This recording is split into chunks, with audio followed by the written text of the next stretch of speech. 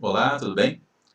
Aqui quem fala é o professor Sandro Ripoll e a gente hoje vai falar um pouquinho sobre alguns experimentos e algumas curiosidades acerca dos sentidos, dos órgãos dos sentidos. Vamos lá? A gente já comentou em outras aulas que os órgãos dos sentidos eles percebem o ambiente, né? Eles percebem e enviam informações na forma de impulsos nervosos até o centro de comando, até o cérebro, e esse interpreta essas informações. Com isso, cada cheiro de bolo de fubá, de chocolate que fica pronto, sai do forno, ou aquele cafezinho que acabou de ser passado, ou um cheiro de alguma fruta estragada, ou uma música agradável que você gosta muito, que te lembra alguma coisa legal, ou o despertador que toca e tira a gente daquele estado gostoso de sono, né?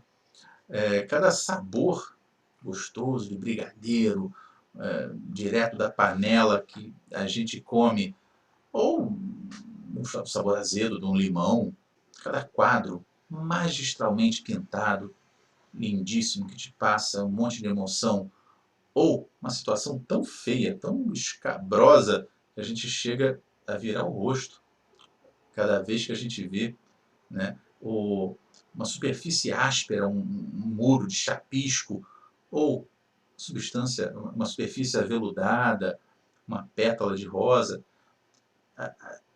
Tudo isso são informações que quem constrói para a gente é o cérebro. Então, toda essa interpretação, quem monta é o cérebro.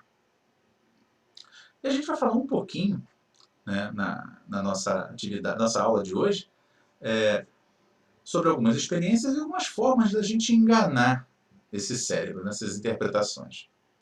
Primeiro, uma experiência sobre audição.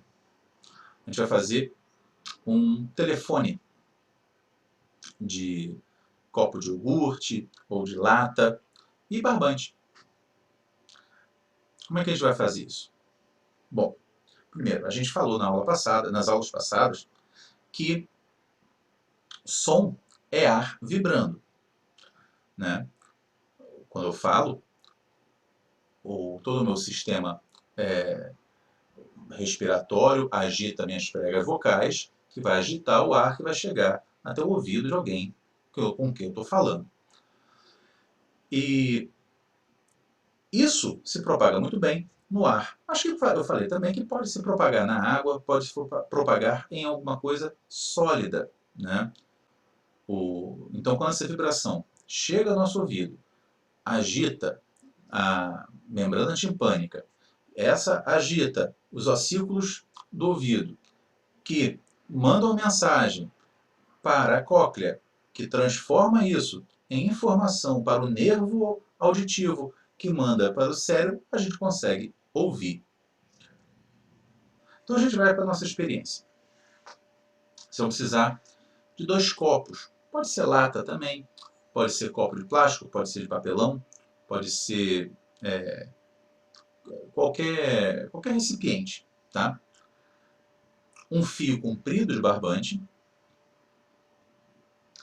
um instrumento para você furar, pode ser um preguinho, pode ser de papel, pode ser uma lapiseira, né?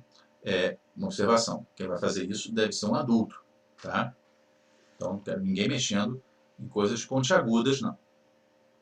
O objetivo é a gente aprender, não é se machucar. Então o que você vai fazer? Primeiro você vai fazer um furinho no centro do fundo de cada copo, de cada recipiente desse, ou da lata.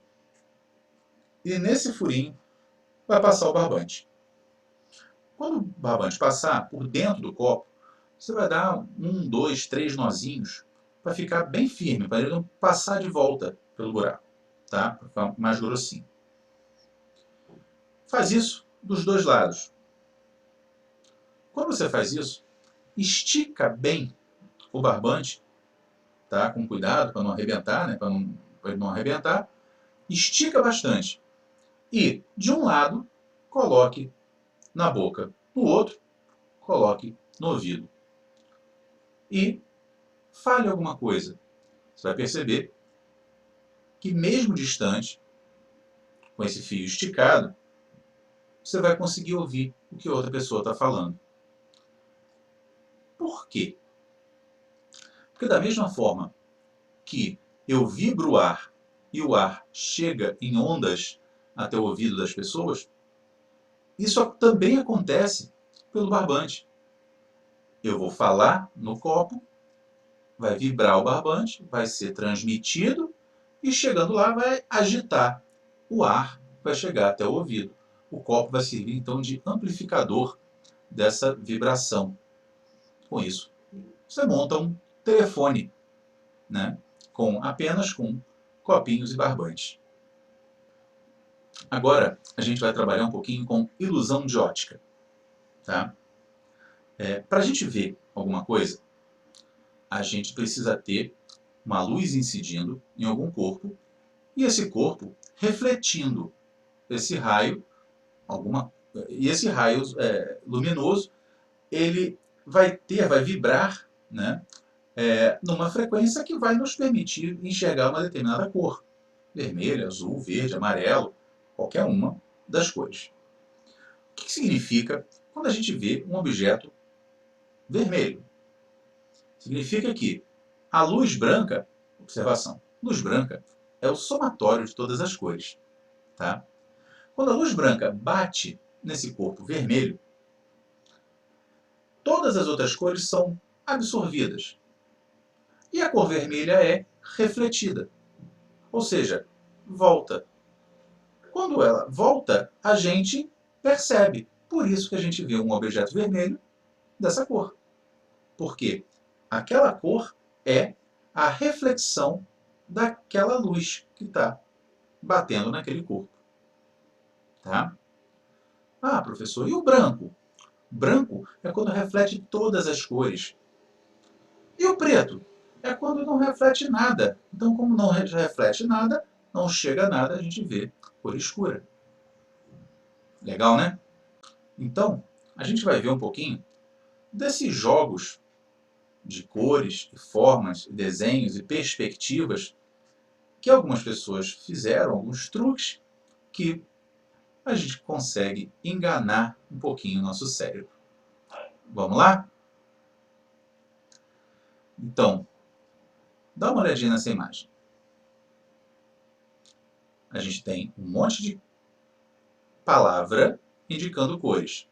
Tenta falar a cor que cada palavra foi escrita. Não leia a palavra, apenas diga a cor que ela foi escrita. É difícil, né? É difícil por quê? Porque dá um certo conflito no nosso cérebro. O lado direito do cérebro, ele vai tentar dizer a cor. Mas o esquerdo vai tentar dizer a palavra. Então, a gente não sabe se existe esse conflito, se a gente fala amarelo ou se fala verde. Está escrito amarelo, mas a cor é verde. Então, isso engana um pouquinho o nosso cérebro. Um outro, esse desenho aqui é interessante. Percebam esse sapo. Será que é um sapo mesmo? Se eu viro o desenho.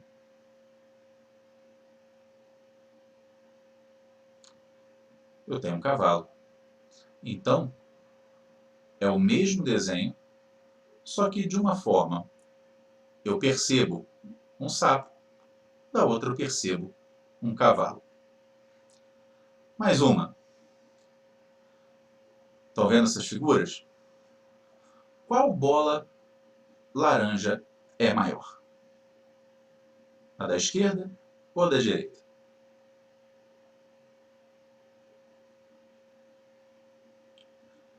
Para nossa surpresa, elas são do mesmo tamanho. Olha só. Outra experiênciazinha. Qual bolinha que é mais escura? A da esquerda ou a da direita?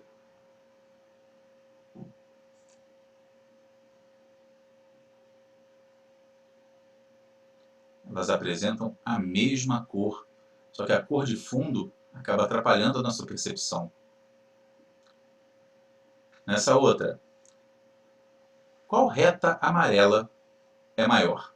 A de cima ou a de baixo?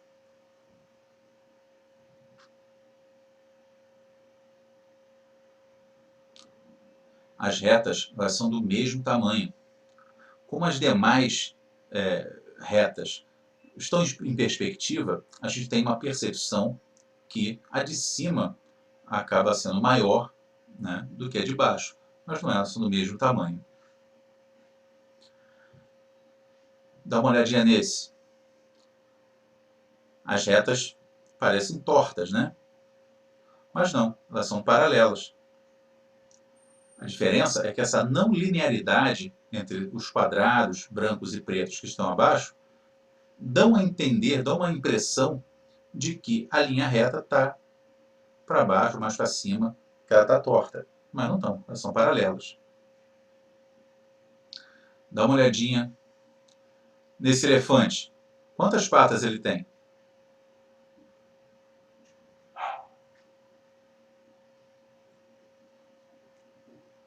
E essas bolas? Quantas cores de bolas tem aqui?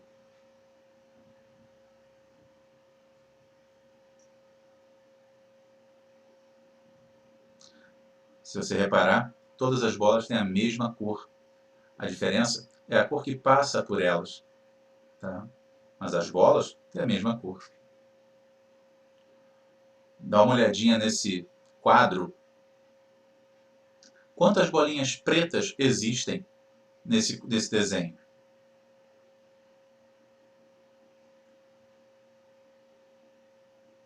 Na verdade, nenhuma. Né? Só não existe nenhuma bolinha preta. Mas a gente, ao redor do nosso campo visual, a gente acaba percebendo algumas entre os quadrados. Olha esse desenho. Não parece que se movimenta?